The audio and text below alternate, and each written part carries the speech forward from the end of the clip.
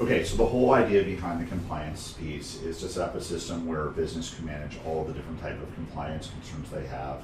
But initially it's designed for this GDPR, which is the General Data Protection Rights in Europe. But it could easily be used to manage InfoSec policies, HR policies, any type of policy, Sarbanes-Oxley compliance, anything that you want to have a policy for. So in my designing of it originally, I was going to use forms, and I decided not to use forms because I want to create everything natively in Salesforce if possible, and have the least amount of overhead from the delivery standpoint. So what we're Lightning only or Lightning and custom? it does work in Classic, but I've designed the user documentation, everything around Lightning. Okay. Okay. So just to answer your question, if I switch back to Salesforce Classic,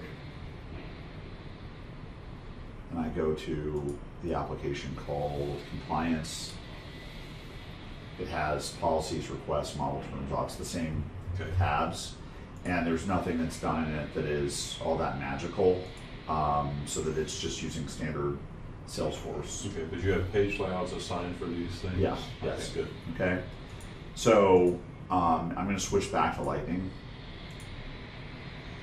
and I'm going to walk you through how someone would use the product. Okay, so first off, I'm in the role of a system administrator or a policy administrator who has sort of full rights to see everything in the system.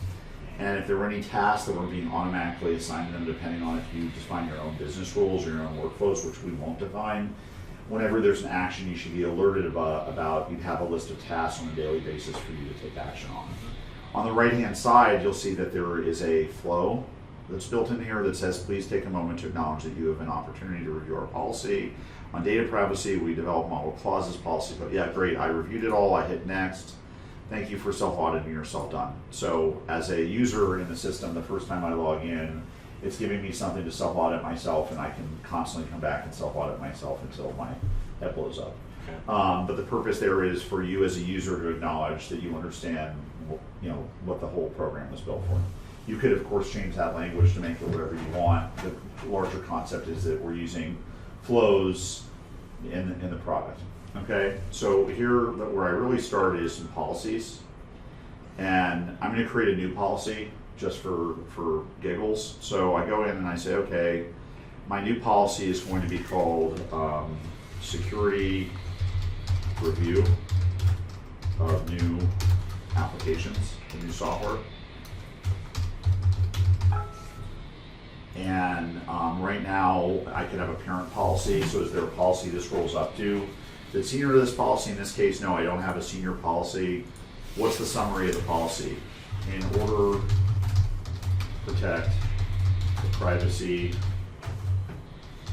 of end users, we will review all fields that contain PI data to ensure that they have maximum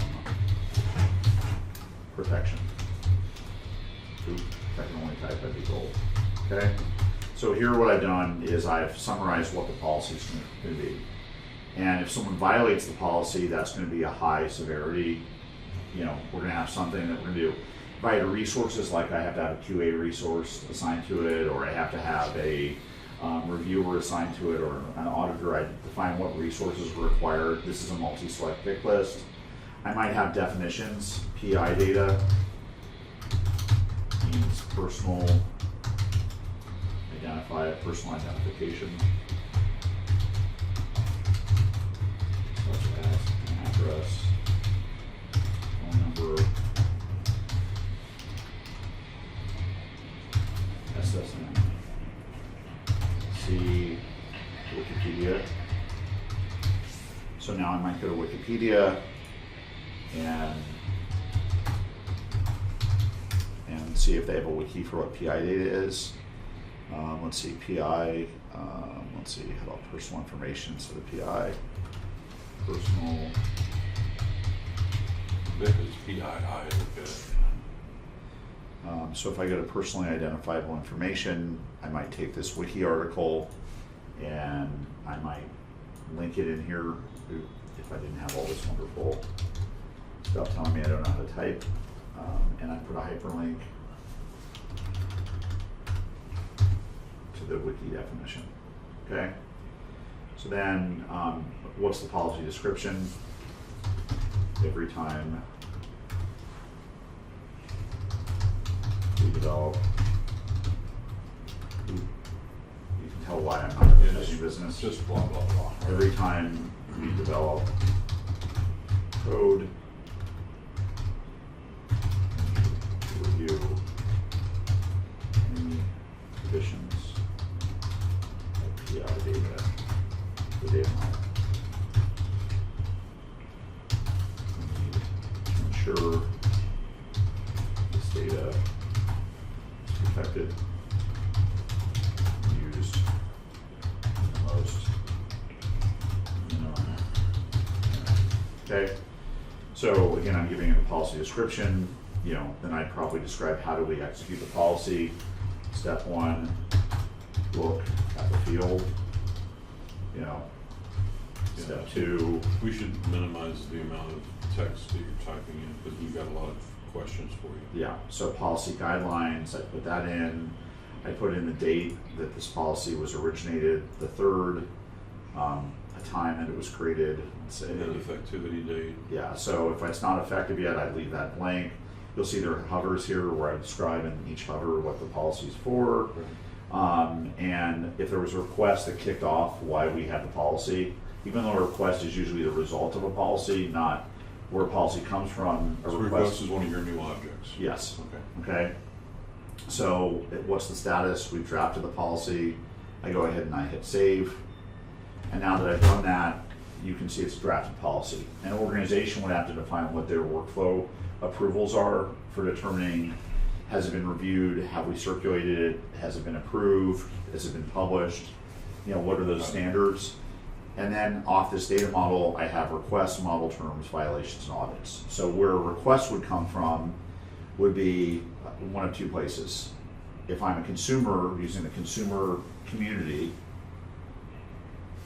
which is clearly not, you know, it's just a blank canvas here, I could go ahead and click new, and I could make a new, I've got to define request as one of the things I can do, so I've still got a little work left to do. But I could put in a request for my data to be removed from your system, a request for whatever the requests are going to be. If I'm an internal user who's not a compliance officer and is not part of the policy creation part of the business, is part of the policy acknowledgement part, here I can create I can go to the compliance committee for internal people where our policies, our handbooks, our model terms are all defined, and I can self-audit myself and I can ensure that my information is accurate. Okay? So if I go back to the application compliance lightning, and I go to policies, which are the hub of the system, here a request would be populated by a community portal.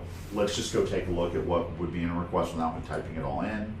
So if I hit new, when I hit new, it's the first name, the last name, the email address, the phone number, what type of request it is, street, city, state, postal, country, what policy this request is being tied to, what's the status of the request, and have I coded it in terms of my system. Got it.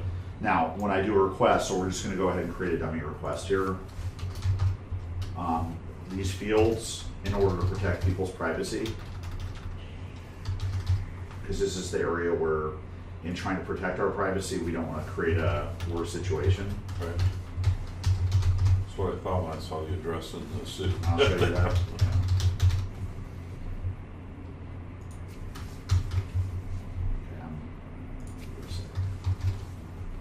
I'm going to go ahead and hit save. So when I go back to this request, if I don't have these fields activated for my usage, we minimize them to the extent that only someone who is an administrator of the system with the rights to see that information will see it. Okay, cool. Does that make sense? Now, do you see over here on the side where it says actions and policies?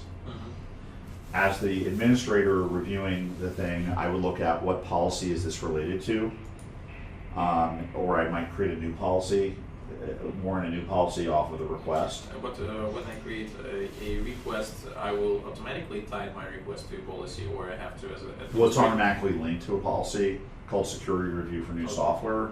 But if we decide we need to create a new policy based on this issue that occurred, I'm trying to decide whether that's necessary. I might take it out because I think it's a little too much overhead. But what's more important is this thing called actions. So actions are basically corrective actions of what you see you have received, investigated, sorry, before I do that, I'd say, okay, I'm the administrator, I've received this. Now I'm investigating it. And when I'm investigating it, I might determine that we need to take a new action. And the new action is counsel the developers. Okay? And I put in the summary of the action, details of the action, and what was violated. So in this case, I could say there's a new violation of the policy. If not a violation, I've gotten probably, so I'm going through the process of determining, oh no, that doesn't work. Yeah. That's why defining an actual model explanation is why I'm not done yet. But I go ahead and I save this and I have what's a corrective action to a request. Now, did you see that thing called a violation? Let's go there. So there are going to be circumstances where no one from the organization comes to me and tells me that there's something wrong, but someone internally in the organization says, well, don't we have a policy that says we're supposed to review this, and you didn't review it? Hey, we better record that someone violated the policy, because it's just important to record the violation and an action plan for fixing the violation. So if an auditor comes in, they know that we're actually doing our job. Right. So not reporting a violation is worse for the system than reporting the violation and showing that you fixed it.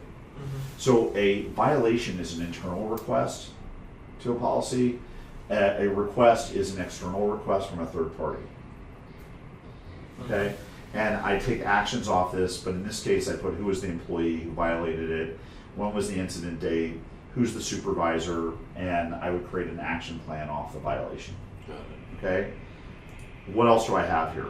I have model terms. What is a model term? Okay, it turns out that we have this new policy called security review for new software, and it keeps coming up with our lawyers that people are requesting that they want to know what our policy is for this. So as the attorney, I would take this policy and determine whether or not we need to have a model term that we use in all of our contracts, and it would be security review of PII data. Okay, would be the model term, and I would draft a nice, beautiful term that should be used in all of our contracts as the standard term. Does that make sense? Yeah. What is type there? Pardon me? Type would be, is this a clause, a document, a privacy statement, agreement, or checklist? But this is your attorney's role in the process, the finding. Now, let's say so it's in other words, converting your policy into, from a legal perspective. from a legal perspective, to a standard legal term. That you can then put in click agreements with your customers. Exactly, so that you're not in a situation where Joe Blow is writing whatever he wants in the contract. They can go to the model terms and say, do we have a model term in our contracts we're supposed to use? Okay? Now, a couple things to point out here. One is that if you have no idea what you're supposed to do, you can hit contact a consultant, which pops up a pop-up window to our friends at Comply Gdpr, who can give you advice. If you can counsel them for advice on what should my policy be. You have the ability to submit for approval, so that you can define your own workflow. We won't define it for you as to who's supposed to approve these policies that you come up with. And then you see this thing called audit. You can schedule audits of the specific policy, and when you schedule an audit of the policy, you can go ahead and put in the date you audited it, when you audited it. You can schedule yourself a future audit date to say 12 months from now we should come back and audit this again to make sure this policy is still the right policy. Right. Does that make sense? And generally, when you want a policy audit, a whole series of policies, you create a parent policy that has a series of child policies under it. So you wouldn't have 100 different. You wouldn't have 100 different audits. Now, what else is going on in the background that you're not seeing? Because that's probably as important as all the stuff you are seeing. Well, one of the things that's happening is that we have this thing called log. And anytime any of these things is audited, changed, adjusted, I'm creating a log of the activity that occurred that most people don't see, that tells you, if you have the encryption portion, you're able to see the description, but it would be like, hey, building access after hours was impacted on this date by this person in the log, okay?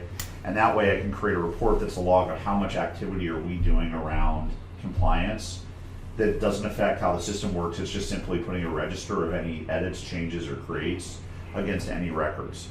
Does that make sense? Yeah, where's But I don't see where it's related to the policy. It's or- it's There when it we is, got it, when we got it. updated when we did an updated building access after hours, it automatically did that. And how are you creating that? Well, I'm about to show you that, Okay. Sensei. So, what else do I have here before we go to showing you the magic? Currently, I have a BLI because what I want is to have something called a legitimate interest alert. Anytime a record goes 90 days without being modified, a contact record, I want to create a legitimate interest alert. At day 91, 92, 93, 94, I don't want a legitimate interest alert every day after 90 days. I want one on every 90-day cycle because those legitimate interest alerts will tell me these are people who should not be in the system. Anytime an email bounces, I want a legitimate interest alert so that I have these alerts that are coming in the system telling you, hey, you have contacts in your database that are no good. When I talked to Alex about it, he said, hey, this could be a lot of data because you could install this thing in someone's org, and the first day you could find 100,000 contacts in their database that don't have legitimate interest alerts. Okay? And I'm like, great, then I won't do that through a process flow because I'll break the system. But we need to figure out some way to handle it because this is actually the most important part of the process from the standpoint of making sure you're in compliance. Because when we met with her, she said you need to have these legitimate interest alerts, right? So far I'm covering model terms, policies, legitimate interest alerts, and how to make requests. That's the core of the system. And I have a way for you to audit it. And what I've done is built a series of reports. And those reports are the reports, yep, thank you. I have something that I will miss or be late for. I have a series of reports that are reporting this. Now, what else is behind the scenes of this package? Let's go run the footage. So when I go to setup, and I go to process,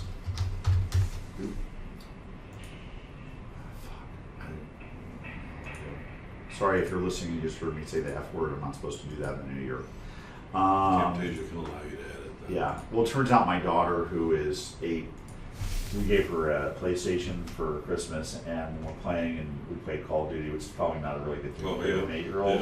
Yeah. When she got shot, she used the F word. And I was like, you're not allowed to, well, you use it all the time, Dad. I'm like, well, there's different rules for different folks in our hierarchy. You know, I love the word hierarchy, right?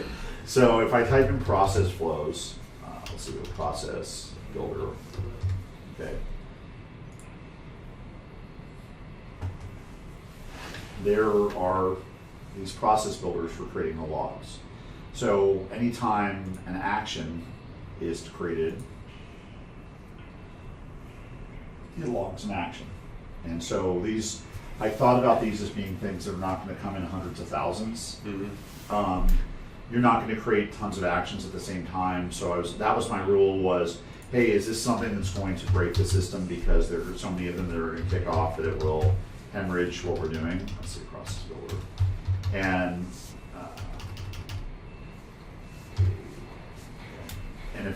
that's why anything that I thought would be a hemorrhage of the system, I didn't put in a process builder.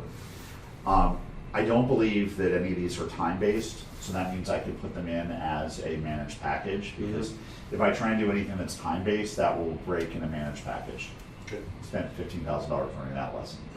So, But from like perspective, if I install this product, do we expect to see all legitimate interest alerts in place already? Like, do I have to run like a batch process or something against our data set? Yeah, that's a good question. anything that is over 90 days and not modified that doesn't already have one needs to have one. Now, that might say, well, then we should turn off this logging here and create the log some other way, because that's the one that's at risk. It's number one, and number two is we might turn them off. What if company has policies or this structure and they want to import in bulk or something Well, like that? then we probably need to put something in the notes that say you need to turn these things off before you do that. So what else do I have here besides these process builders? I have 2 other elements. So let's go to those 2 elements. But it also sounds like you don't want to flow for the process for the legitimate interest alert. You want to trigger. Yeah, but here what you just caught me on, which was me being a Trump, was I said, oh, I thought through that I didn't want things that would break the system because I was only creating logs off the event. And then he just said, well, wait, if you come in and we create a trigger that creates 90,000 legitimate interest alerts, Right. you'll just create 90,000 logs, which is exactly what I'd want to do in order to be compliant, but I probably need those logs to be created at the same time I'm doing the trigger, as opposed to through the process builder flow. Yeah. Versus the other ones that are fairly low volume, so I can back that one up, but we'd have to modify the BLI for that. Okay? So let me just show you the other two things so that you guys can get where I'm going here. So flows.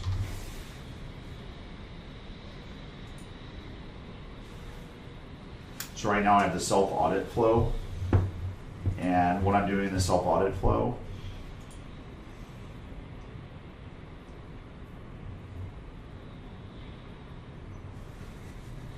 so I'm trying to replace forms with flows. And so what you have here is a screen that I've created that says, please take our audit. I have a global action that automatically gets executed when you have done that. So it automatically kicks off the global action without you having to fill out the global action. And then it has a thank you screen that thanks you for that. Right.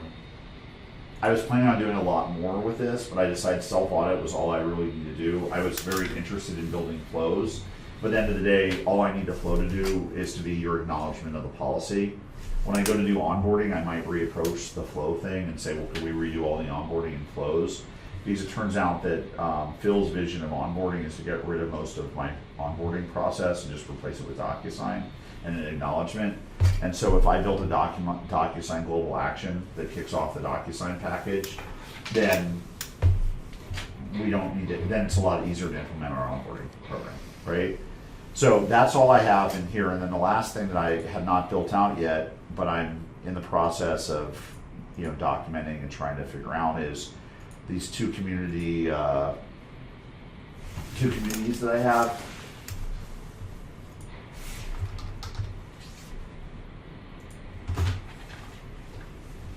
So I have the community for compliance and the community for consumer.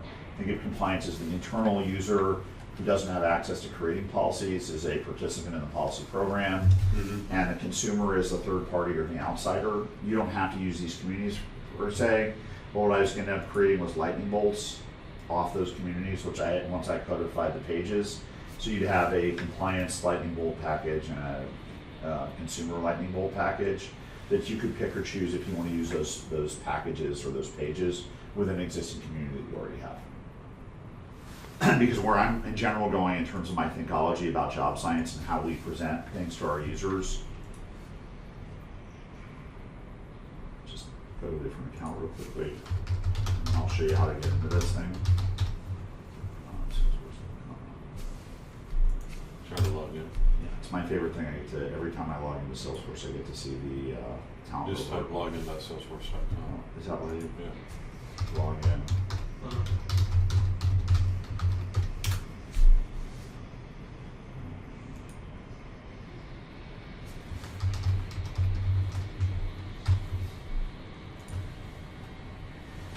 So remember, communities is one of the things I have saying that we're going to have like the 22nd of December. Eat my words with a big piece of crow. I still haven't seen the vendor community. Yeah.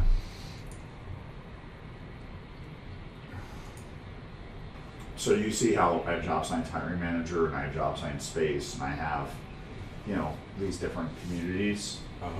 If I go to job science space, my goal in the new year, which will probably be February 13th, is that every employee at job science, when they want to go to the job science intranet, would have onboarding, training, compliance, about us, our offices, our benefits, giving back, careers, documentation, policies. Okay. That would be the intranet. I turn that into a lightning bolt. I have a similar vendor community where it's, hey, put in a request for a new job to be posted, take whatever, it's just a framework for how to build it, but it's not building out the whole site. Got it. Does that make sense?